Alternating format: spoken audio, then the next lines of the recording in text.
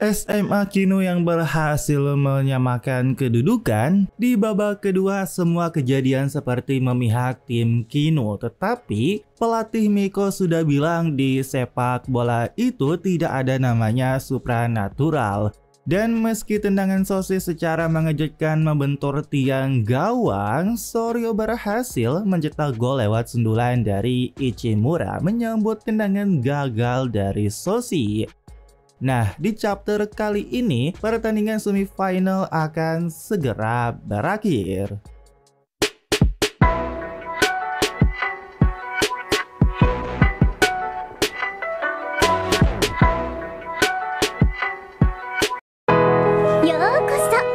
Ichimura yang berhasil mencetak gol membuat Soryo kembali unggul dengan 2-1 atas tim Kino. Semua orang Soryo pun merayakan gol Ichimura dan Sosi ternyata sempat berpikir semuanya sudah usai karena sebelumnya Ichimura gagal di tendangan penaltinya, dan hal ini juga membuat Sosi sekarang berpikir perkataan pelatih Miko itu benar. Dalam sepak bola tidak ada hal seperti kekuatan supranatural. Ichimura pun berkata tergelincir di lapangan atau bola yang terus membentur tiang bukan karena ada hal yang gaib, melainkan semuanya karena kurangnya kemampuan kita sendiri. Jadi untuk mencetak gol kau harus terus berusaha menembak meskipun sering gagal. Aku akan terus menendang, tak peduli seberapa sering aku gagal. Lalu Ichimura berkata, karena aku adalah seorang Soryo, dan dia menghampiri Makoto dan bilang, ayo jadi lebih gila lagi. Nah, di tribun, Ryose bilang setelah berhasil menyamakan kedudukan, Kino berusaha membalikan keadaan dengan cepat tapi malah kena serangan balik. Dalam situasi seperti ini, tim yang kurang pengalaman bisa langsung runtuh. Bahkan Tokura setuju, namun itu hanya berlaku untuk tim biasa. Di sisi lain, para pemain Kino terlihat kesal terhadap Ichimura, ditambah Togami yang bergerak ke sana kemari dan dia sangat jago membuat tim Kino frustrasi. Di tengah ribut dan kekesalan para pemain Kino, Narumi menepuk tangannya dan menyuruh semua rekannya tenang dan tarik napas. Lalu dia berkata, jika kita bersama-sama, bukankah kita bisa melakukannya? Dan rekannya yang tadi ribut sekarang jadi semangat kembali. Narumi juga bertanya ke Winfrey apa rencana selanjutnya, dan Winfrey menjawab, tentu saja mencuri satu gol lagi dari Soryo. Setelah pertandingan kembali dimulai di pinggir lapangan, pemain Soryo terkejut karena ternyata Kino sekarang memasang dua penyerang. Dan pelatih Miko juga menyadari dan berkata, kelihatannya Kino tidak sebodoh yang kita kira. Mereka menambah jumlah penyerang untuk menyerang lebih agresif, tapi tujuan utama mereka ternyata adalah buat menempatkan Makoto dan Winfrey 1 lawan 1. Makoto sendiri di sini dia kesal karena dia sedang diremehkan, namun di sisi lain juga dia sadar sudah kalah beberapa kali oleh Winfrey, dan Makoto pun berpikir keputusan yang lebih bijak buat menukar tempat dengan Asahi. Akan tetapi Asahi sendiri berkata, tidak, Makoto tetap di posisinya, aku yang akan menjaga nomor 9 yang naik menyerang. Makoto terlihat malah jadi panik dan gak pede, dan Asahi lalu berkata, ingatlah baik-baik apa yang dikatakan Sasori dan Ichimura padamu. Nah, di sini terlihat Narumi membawa bola dan Kapten Izumi teriak buat menghentikan dan jangan biarkan bola pergi ke si Winfrey. Dan meski Narumi dihadang dua pemain Soryo, dengan kegigihannya dia berhasil mengirimkan bola kepada Winfrey yang dijaga oleh Makoto. Duel pun terjadi kembali, namun di sini terlihat Makoto malah terdiam dan diteriaki oleh rekannya. Si Winfrey sendiri di sini dia yakin karena dia sudah mengalahkan Makoto meskipun dia nggak punya teknik. Dan pada akhirnya Winfrey terlihat berhasil melewati Makoto. Dan setelah itu teman seangkatan Makoto yaitu Sasori dan Ichimura teriak keras memanggil nama Makoto. Karena itulah di sini Makoto mengingat perkataan Ichimura dan Sasori. Sasori berkata, "Apa kau takut?" Dan Ichimura bilang, "Ayo jadi lebih gila lagi." Dan karena hal itu Makoto berpegang teguh, "Jangan takut, sampai kapan kau akan terjebak dalam kekalahan ini." Dan dengan keras Makoto membuat Winfrey terkejut karena Makoto masih tetap berdiri dan tidak ingin kalah lagi. Nah, di sini kita flashback sedikit tentang Satsujima Makoto, di mana saat kecil dia dibilang jelek oleh kakak perempuannya karena Makoto sedang main piano. Kakaknya bilang jelek bukan soal penampilan karena yang gak cocok buat Makoto. Lalu kakaknya nunjuk ke arah sebuah foto yang dimana ternyata itu foto ayahnya yang seorang petinju kuat dan keren. Jadi ya intinya kakaknya ini ngomporin Makoto buat jadi seperti ayahnya dan dia juga bakal bantu bilang ke ibunya. Dan setelah itu dimulailah hidup Makoto untuk mengejar apa yang menurut dia itu keren. Makoto mencoba seni bela diri seperti ayahnya dan mencoba berbagai macam olahraga, dan di SMP dia sedikit tersesat berusaha menjadi Yankee atau berandalan. Namun saat itu akhirnya Makoto menemukan sesuatu yang hebat yaitu sepak bola, dan dia juga yakin itulah definisi keren yang dia cari. Tapi semuanya hancur dalam dua pertandingan saat melawan Harvey dan Leo. Makoto yang seharusnya mengejar sesuatu yang keren tiba-tiba mulai menghindari agar tidak terlihat buruk. Itulah alasan dari Makoto. Dan sekarang saat dia dilewati Winfrey lagi dan membuat Winfrey berpikir Makoto itu takut dengannya, Makoto membuat Winfrey terkejut karena dia berhasil menempelnya. Duel adu badan pun terjadi di antara Winfrey dan Makoto. Mereka terlihat saling sikut dan saling tidak ingin kalah dalam duel. Ketika Makoto juga membalas benturan, membuat Winfrey kesal karena dia pikir Makoto itu seharusnya takut dengannya. Namun sekarang jelas Makoto berbeda dari sebelumnya. Pertarungan sengit tanpa ada yang mau mengalah, Makoto dan Winfrey saling berbenturan tanpa henti. Membuat semua penonton pun terdiam dan terkejut karena mereka melihat duel ini seperti seni bela diri bukan sepak bola. Karena mereka berdua benar-benar saling membenturkan badan mereka.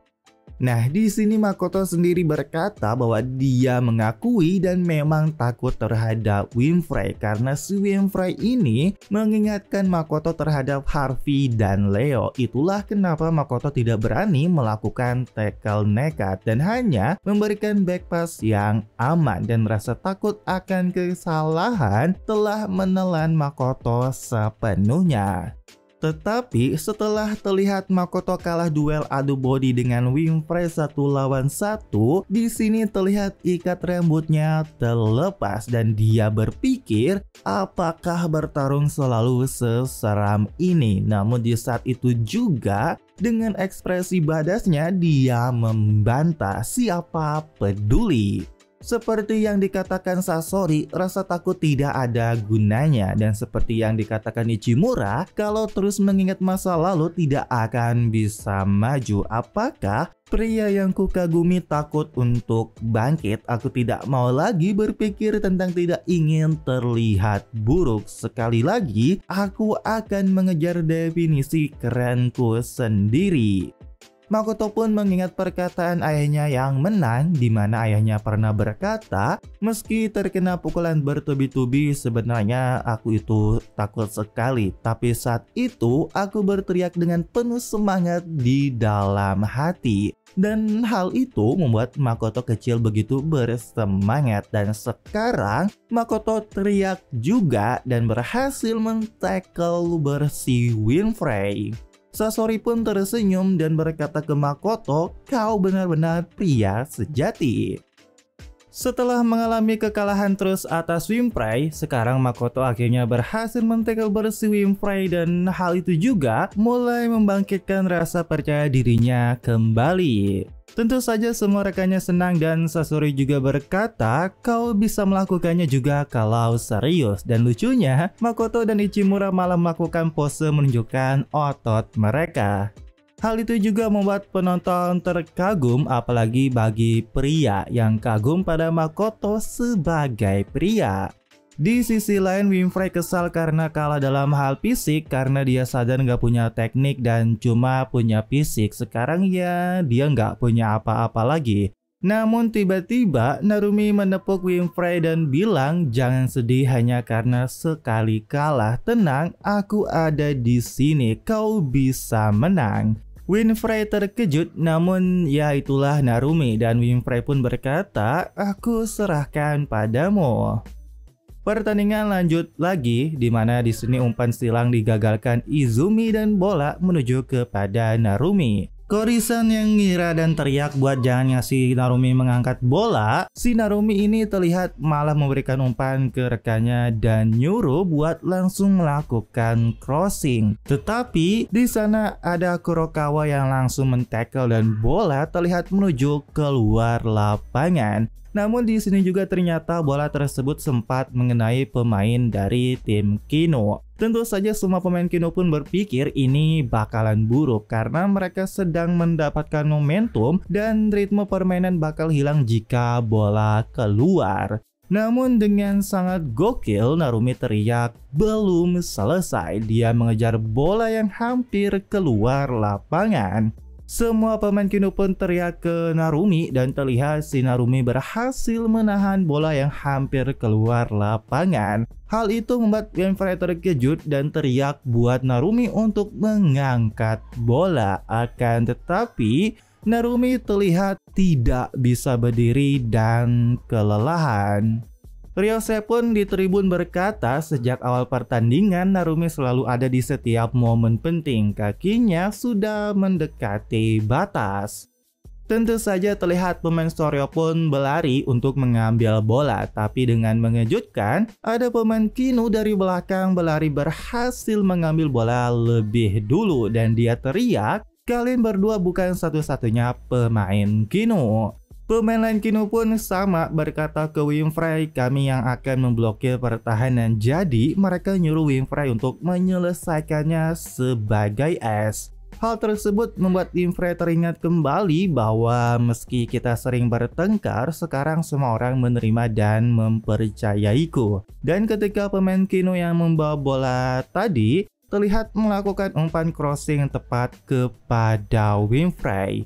Tentu ini kesempatan emas, namun Winfrey yang yakin mencetak gol tanpa belas kasih, tembok Soro yang telah bangkit tidak membiarkannya lewat, di mana Makoto yang sekarang jadi gokil berhasil menghentikan serangan tim Kino. Makoto yang berhasil menghentikan harapan dan serangan tim Kino, Asahi pun berkata ke Makoto, bukankah kau bisa melakukannya? Dan setelah menggagalkan serangan Kino, Makoto terlihat langsung memberikan umpan long ball ke sisi sayap dari Sasori. Nah, Makoto yang berhasil menghentikan serangan tim Kino langsung melakukan counter attack mengirimkan umpan ke sisi sayap Sasori dengan umpan yang sangat baik. Dan ini juga ternyata penebusan dari kesalahan-kesalahan Makoto, lalu dia teriak ke Sasori untuk maju. Serangan Soryo yang cepat pun terjadi lagi melalui Sasori, ditambah ada Soshi dan Ichimura ada di tengah. Hal itu bagus banget untuk umpan silang, dan di sisi lain tentu pemain Kino pun sekuat tenaga dan teriak ke pemain bertahan mereka untuk menghentikan Sasori jika perlu lakukan pelanggaran. Akan tetapi mereka lupa bahwa Sasori adalah pemain tercepat di tim Soryo. Dia menembus pertahanan lewat sayap dengan kecepatannya.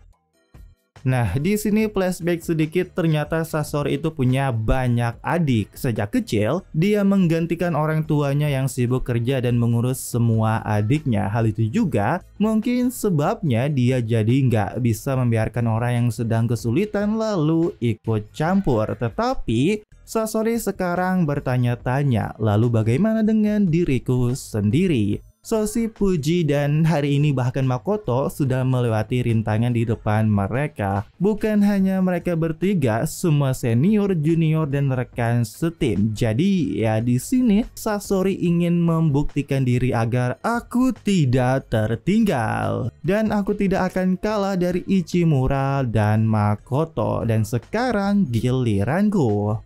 Di mana Sasori terlihat ingin melakukan umpan silang dan di sana juga Soshi dan Ichimura sudah siap. Akan tetapi yang mengejutkan, si Winfrey yang tadi jauh di belakang berhasil mengejar Sasori. Bahkan dia teriak, "Aku lebih cepat darimu." Tapi yang lebih gokilnya, Sasori menjawab, "Sudah kuduga, tapi dalam sepak bola aku lebih baik darimu." Di mana Sasori melakukan tipuan mengelabui Winfrey dan setelah itu dia melakukan cut inside.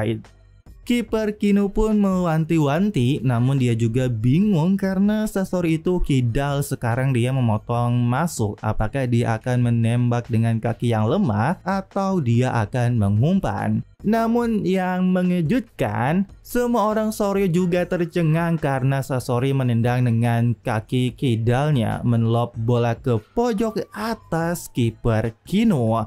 Dengan putaran bola yang sangat cantik melengkung, tendangan Sasori berhasil mencetak gol untuk Soryo.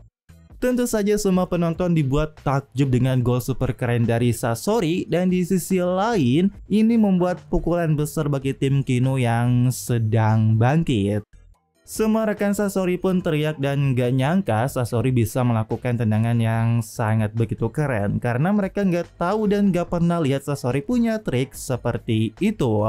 Dengan ini 3 gol Soryo dicetak masing-masing oleh kelas 2 dan kocaknya mereka selebrasi menunjukkan otot-otot mereka kembali. Setelah Soryo unggul 3-1, mereka terlihat mengganti Soshi dengan pemain bertahan. Hal ini tentu semua orang berpikir Soryo berniat mempertahankan keunggulan di sisa 5 menit pertandingan. Di sisi lain, hal itu tidak membuat Narumi dan pemain Kino yang lain gentar. Mereka terus teriak dan mencoba menyerang pertahanan tim Soryo. Akan tetapi, setelah tendangan Winfrey digagalkan lagi oleh Makoto dan bola berhasil dijauhkan oleh pemain Soryo, wasit terlihat meniup peluit akhir pertandingan semifinal, yang dimana SMA Soryo menang 3-1 atas Kino dan mereka melaju ke final turnamen Prefektur Ibaraki. Terlihat di sini Narumi pun sedih karena ini sudah berakhir. Klub sepak bola Kino yang kita bangun bersama dari awal, kami tidak bisa mencapai apapun. Namun tiba-tiba Winfrey memanggil Narumi dan dia minta maaf. Pada akhirnya aku tidak bisa mencetak 1 gol pun. Aku tidak bisa membuat tim ini menang. Padahal Winfrey yang menolak dan gak ingin kembali ke sepak bola, akhirnya ada orang-orang yang menerima dirinya. Tapi di sini Narumi malah tersenyum dan berkata ke Winfrey, "Tidak ada yang sia-sia, terima kasih telah menerima ajakanku hari itu. Bermain bersamamu adalah hal yang paling menyenangkan." Dan ya, Winfrey pun menangis setelah mendengar ucapan dari Narumi. Kedua tim pun memberikan penghormatan dan berbaris.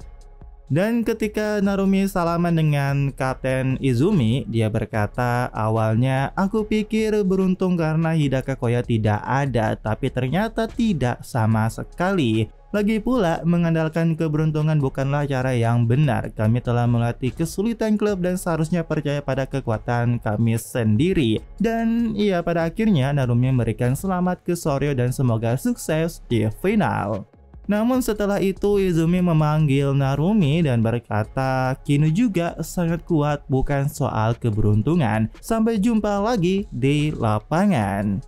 Setelah mendengar kata-kata dari Izumi, lucunya si Narumi malah ngajakin rekannya buat bikin tim sepak bola dewasa. Kalau sudah selesai, kita bisa buat yang baru lagi. Begitu kan cara kita selama ini. Akan sia-sia kalau tim sehebat kita hanya bertahan 3 tahun. Nah, di tribun, Inokari dan Ryose bilang bahwa Soryo tanpa Koya mereka tetap kuat. Mereka hampir pasti akan ke nasional meskipun itu menyebalkan. Namun Tokura di sini berkata, belum tentu, masih belum jelas karena lawan selanjutnya di final mungkin lebih merepotkan daripada Kino. Nah, setelah pertandingan selesai, di sini terlihat Akimizu bersama Soshi dan dia menawarkan minum. Namun saat di perjalanan, kocaknya mereka melihat orang yang sedang nyium-nyiumin foto idol. Karena ketahuan Soshi dan Akimizu, orang tersebut panik dan marah karena ketahuan. Akan tetapi, ternyata orang tersebut adalah anak yang dulu satu sekolah dengan Akimizu dan Soshi saat SMP. Dia bernama Yagyu Togo.